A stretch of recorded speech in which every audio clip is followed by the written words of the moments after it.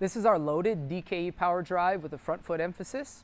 The load that we're going to be using here is still in our strength, speed category. So once again, we're trying to move as heavy a weight as possible, as quickly as possible, to start to develop some power in that position.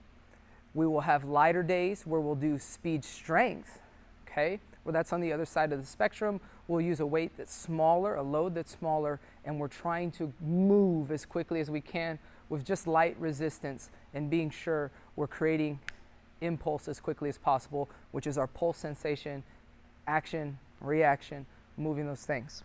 So once again, I'm going to use my kettlebell. You can use a dumbbell. We've talked about it. We want a heavy weight, as heavy as we can manage, but still moving explosively and still moving similar to all our pattern level drills, hip socket foundations, DKE understanding. All those things still have to apply. Keep your shapes, keep your triangles, those things. So front foot emphasis. So now, once again, we're on that power spectrum of that front foot. I'm going to load kettlebell once again, fit it in that forearm kind of space, that little V that happens with your bicep and your forearm. Use the other hand to help. Excuse me. Excuse me, sorry. So now in this phase, we're doing the same things when we're doing the body weight. Now I have that load. Once again, I'm not over rotating. The load helps me stay on top of this hip and learn to stay on top of it even longer. Like I said, the biggest thing we'll get from athletes is we'll try to throw too early off this front hip and we'll go sideways and on the big toe quickly instead of actually finishing that movement. You should still be driving well into hip extension, past 3, all the way almost to, we should be past 3 o'clock, moving all the way to the top of our circle. We get to right here, we should still be in hip extension. We should. That's what's carrying us. Feel that leg out, ride that hip extension energy, land when you land. Don't look for it. So I'm here. Now I'm really, same concepts. I'm getting over the top, driving through that hip with lots of power, really being stiff with my foot and ankle. Notice I'm creating a lot of torque through those hips because I've got good patterns. I'm moving through the hip socket, very little movement up and down, everything horizontal. Driving through, seeing that front knee, the hip push the front knee forward and down, the ankle stays stiff to hold the weight, boom, moving through, driving through. Once again, commit to it. The kettlebell's not going to let you move early. That's why we use it. Front hip, right-handed pitcher. Here, notice I'm not over rotating. I'm not letting my heel turn inside.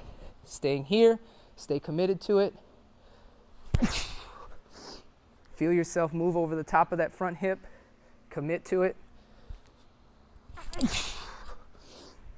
You can see as my hip moves out to in, my knee is just resembling what my hip's doing. My knee doesn't move on its own. One more.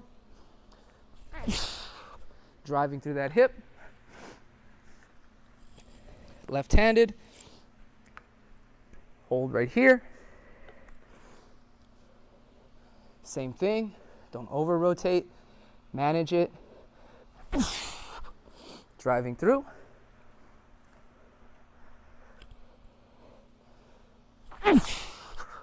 Stiff heel.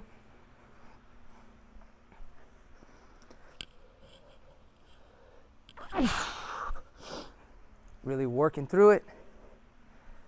Building. Powerful base, understanding how to finish through the hip. Backside view, still left.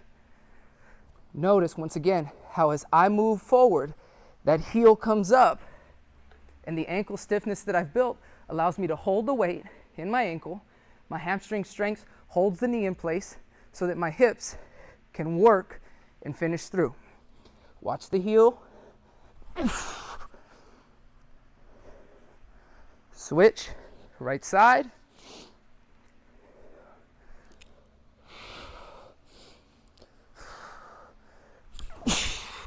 Same thing.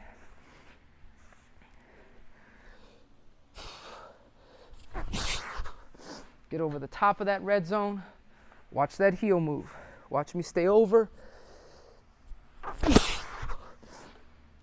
Really, really creating good movement through that hip. Loaded DKE power drive with a front foot focus.